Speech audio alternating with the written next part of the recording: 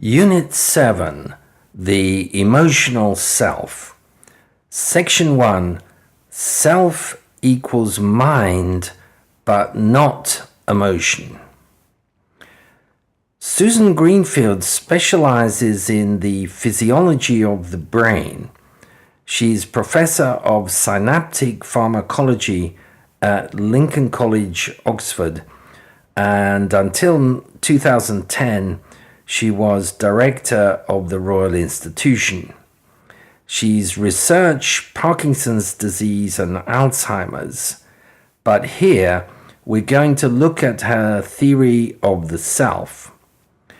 Greenfield's position represents, in my view, the extreme cognitivist anti-emotion view of the self, which can be traced right back to Plato. Greenfield says she finds it, quote, impossible to distinguish mind from the concept of self. After all, if mind is the personalization of the brain, then what more or what less could self actually be, end quote. Greenfield therefore claims that self and mind are synonymous.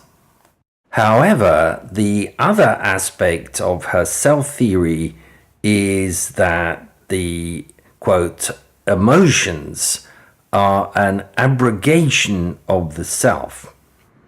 The idea is that the young child is swamped with emotions that are gradually diluted by a growing retaliatory sense of self, and most important, with a concomitant sense of inner control. Emotions involve relinquishing that control.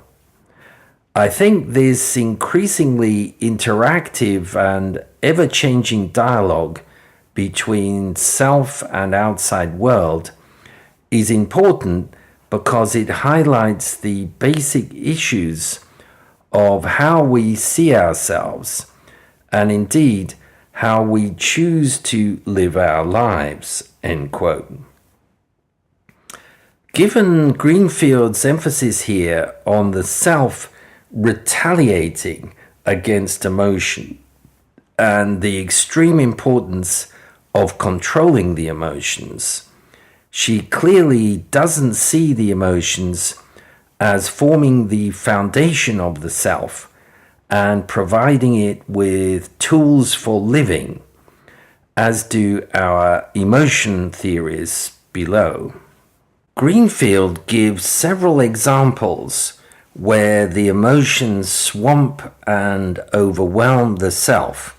Quote, the emotional behavior of children, the ecstasy of ravers, the mercurial extreme terror and rage of schizophrenics could all be described as instances when the self is forgotten in favor of a literally sensational experience, end quote. As we'll see later, I think that this represents an overly simplistic model of the emotions, i.e., that they function as simple passive reactions to opportunities for sensation from the environment. Greenfield's theory claims that what she calls the personalization of the brain is an entirely cognitive process, and that emotion actually hampers and works against personalization. She says, quote, the more we feel, the less we are literally ourselves. The less we are encumbered by previous idiosyncratic associations that personalize the brain into a mind, end quote. This again is in stark contrast to the emotional self theories. In direct contradiction to Greenfield, they argue that it is precisely via emotional experience that we personalize the brain into a self. Greenfield's simplistic view of the emotions as consisting of purely passive interaction with the environment, limited entirely to the present, is essential to her anti-emotion self-theory. She says that we generally seek, quote, the attainment of a feeling of pleasure, where one will strive to be in situations that counterbalance the mind and revert the individual to a throbbing sensual present. In evolutionary terms, we can view emotions as processes where one is highly interactive with the environment. If you are interactive with the environment, then you are focusing on your senses. And the more you are the passive recipient of the senses, the less you are accessing the mind.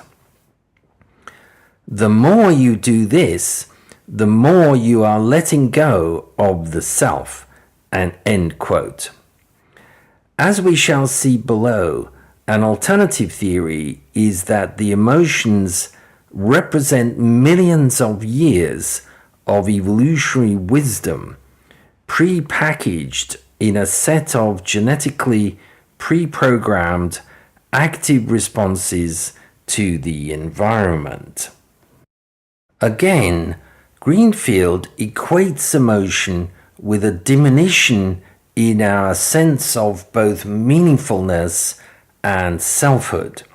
She says, quote, "It could be the case then that the more emotional you are, the less the world around you means anything, and the more you have literally let go of yourself," end quote. Whereas the emotion theorists below assert the exact opposite, that emotions are our principal means of evaluating the world and thus assigning meaning to it. Greenfield says that drugs, childhood, schizophrenia, and even dreams too can lead to, quote, a failure to generate and access the large neuronal assemblies that give rise to the adult human mind, end quote. In other words, they wipe out the self. And again, Greenfield emphasizes that her model of the self is an entirely cognitive construct built on neural networks which have already been effectively simulated in artificial intelligence systems. Quote, "These dynamic connections between neurons enable reason and thought, those cognitive phenomena that have already been successfully modeled in artificial systems and which normally develop with age along with the growth of neuronal connections," end quote.